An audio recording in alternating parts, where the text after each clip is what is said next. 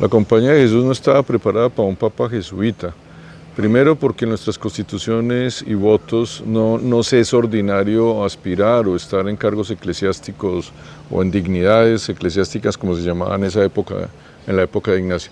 Entonces, por lo tanto, hay escasos obispos, casi muy pocos o nulos cardenales y mucho menos un papa. El primer papa en 500 años de historia de la Compañía de Jesús.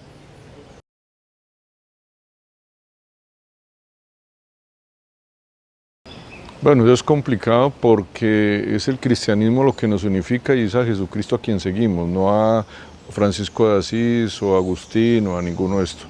Pero podría dar algunos rasgos que son universales por los acentos. El primero, la espiritualidad. Indiscutiblemente algo que todos los papas tienen es una experiencia profunda del Señor y eso también lo vive Francisco, eso lo vivió él, yo creo que desde este marco que nosotros vivimos la espiritualidad ignaciana de los ejercicios espirituales. Puede haber otro rasgo que también vuelvo a decir, no es novedoso ni nada, que es ese énfasis mariano que él tuvo. Acuérdese en dónde decidió su sepultura. Antes y llegando a Roma, en cualquier viaje, era pasar por Santa María la Mayor. Volver a insistir mucho en esa presencia de la mujer, del papel de la mujer en la iglesia, que tiene mucha vinculación con lo mariano. Y uno tercero que tal vez sí tenga mucho que ver con la disposición nuestra de Compañía de Jesús, es ir a las fronteras, asumir unos rasgos complejos como el diálogo con parejas divorciadas, todos los casos y acercamiento a personas con diversidad sexual.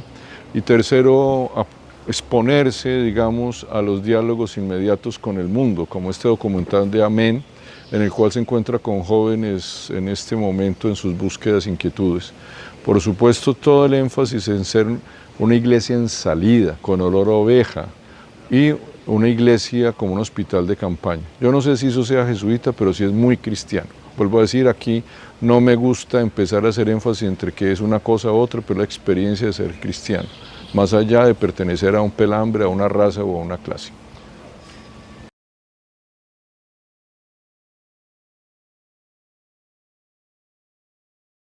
En primer lugar, desde que él llegó como papa, me encantó que fue el Vaticano y la Iglesia Católica quien puso su propia agenda.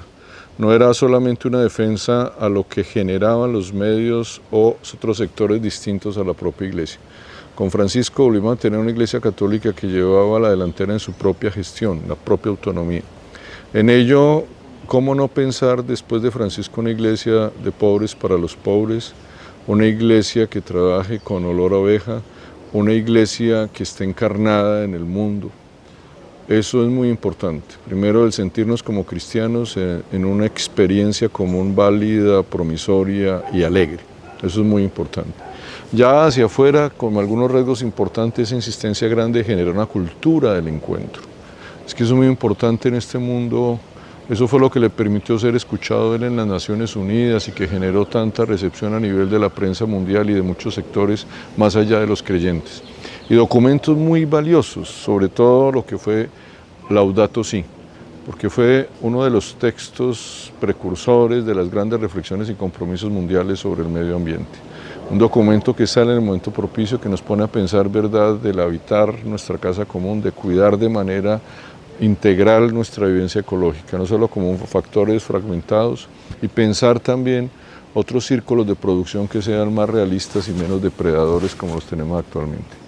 Por supuesto, Fratelli Tutti también fue importante, muchos de sus otros documentos, pero quiero quedarme en esto como esos puntos de referencia magníficos que este hombre generó, de ser un interlocutor para el mundo entero, válido, cercano, con lo que él mismo propuso, esta cultura del encuentro.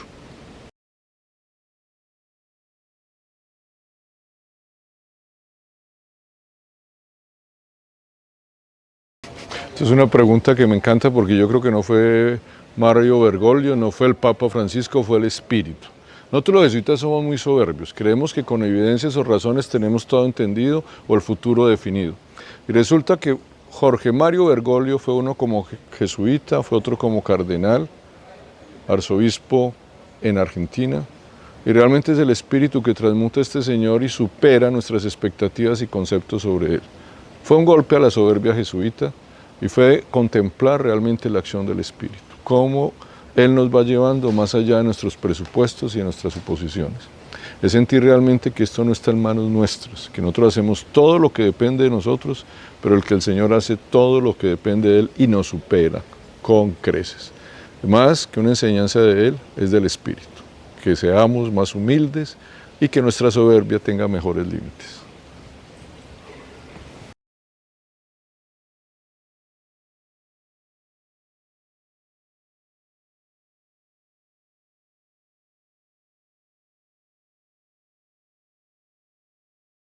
Bueno, Francisco es una de estas experiencias maravillosas en la iglesia, similar a los santos, son bonanza. Y las bonanzas se olvidan pronto. En este momento creo que muy pocos tienen en su cabeza quién fue Laura Montoya o Teresa de Calcuta, y con el tiempo se pierde. Entonces no es reivindicar un personaje, un hecho. No es el dedo que señala lo importante, sino aquello a lo que señala el dedo, que en última es Jesucristo. Es la experiencia pascual de vida. Pero de manera particular, si quiero decir algo concreto, podríamos referirnos al Pacto Global Educativo, que es ese compromiso grande que tiene la Iglesia con Francisco de una educación inclusiva, universal, pertinente, con unos 10 principios muy valiosos. Algo en lo cual la Universidad Javeriana tiene la parte ambiental. Sí existe eso, pero más que eso, es vivir una experiencia profunda. Vuelvo al encuentro y vuelvo a aquellas cosas vitales que se dan desde una experiencia de fe del resucitado, esas experiencias pascuales que van más allá de cualquier sombra, de cualquier dolor, de cualquier angustia, de cualquier odio, de cualquier resentimiento. Aquello que nace del Evangelio y que le dio vida a Francisco y que le puede dar vida a cualquiera de nosotros.